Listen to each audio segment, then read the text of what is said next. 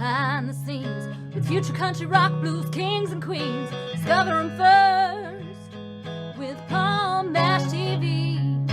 Palm Mash TV.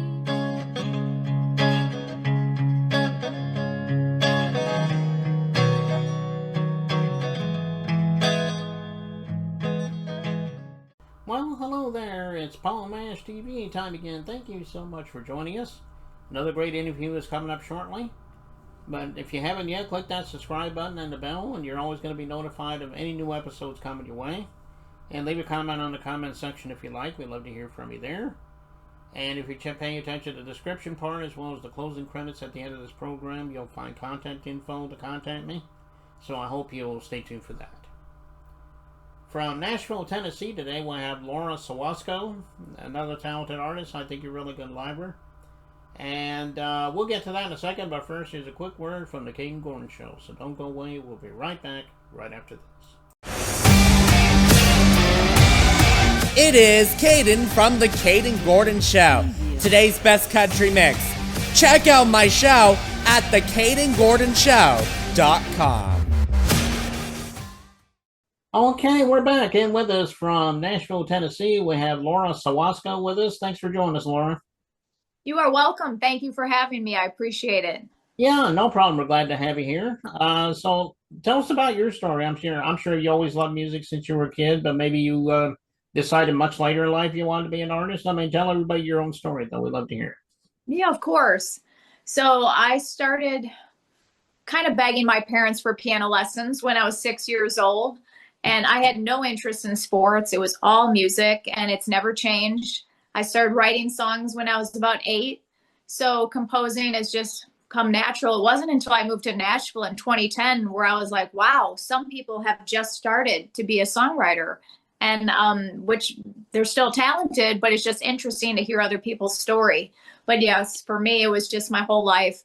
And then I went to college at Arizona State University, and I took music composition, and I've just been writing my whole life. And I released, this is my 6th album that was just released April 18th. I'm trying to remember all these dates. So it just happened, and it's called Not What I Do, because music is not what I do. It's who I am, and it goes into everything that I do. So that's my story, and I'm really excited to share some of these new songs.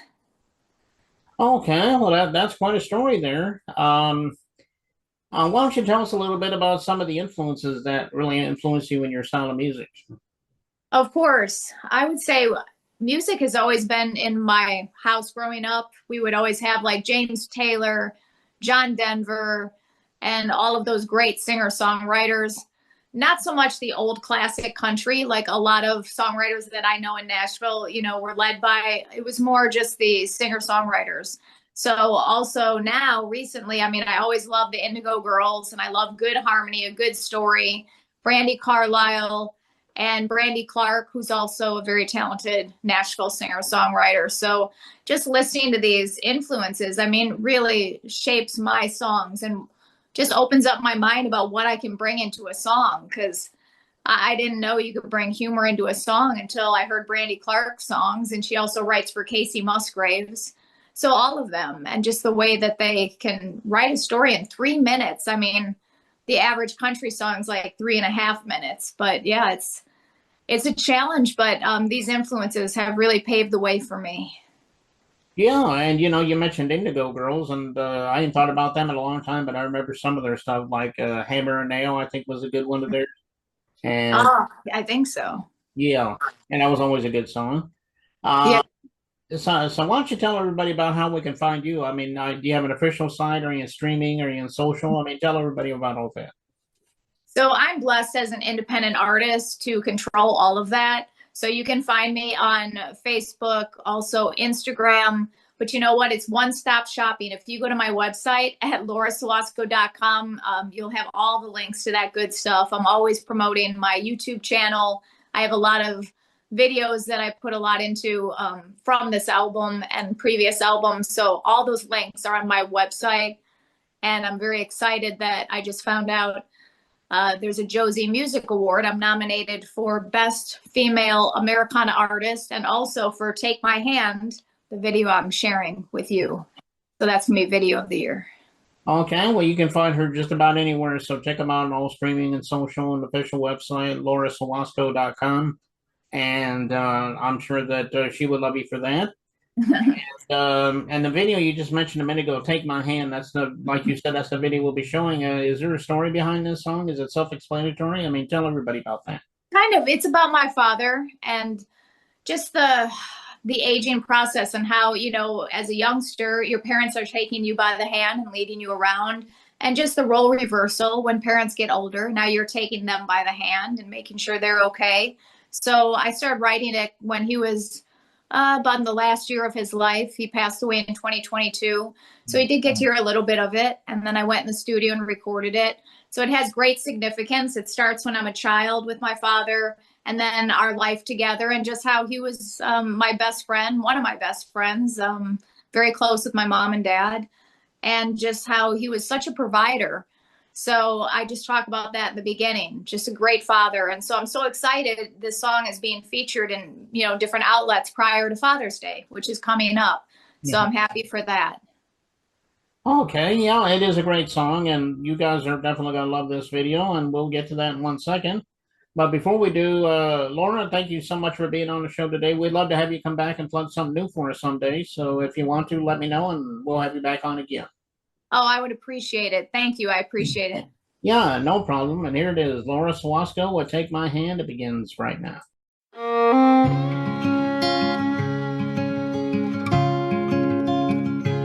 He was the head of our house, father who lived to provide.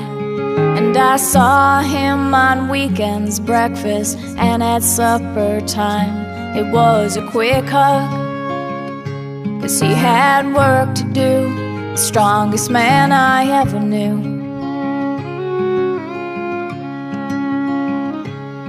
And he taught me how to worship, and we'd pray and then we'd kneel. And he taught me how to slow dance as I balanced in my heels. And he would lead me, and I would twirl. I'll always be his little girl. He said, "Take my hand so you don't fall when you are weak, and I'll be strong, and I'll be patient when you're moving slow. I'll let you fly when it's time for you to go."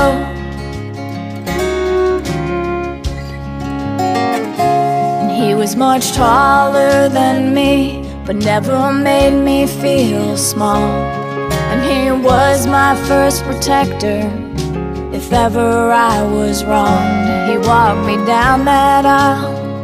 I was head to toe in white. He was steady by my side. He said, "Take my hand so you don't fall when you are weak, and I'll be strong, I'll be patient when you're moving slow. I'll let you fly when it's time for you to go."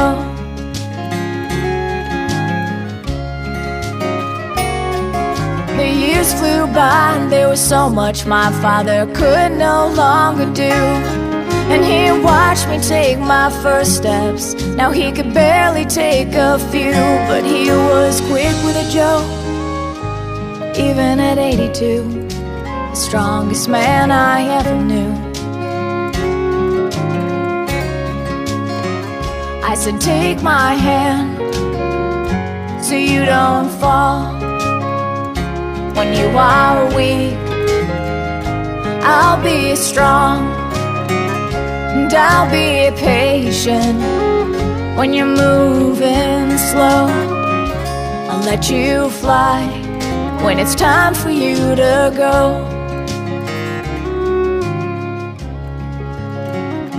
I let you fly when it was time for you to go.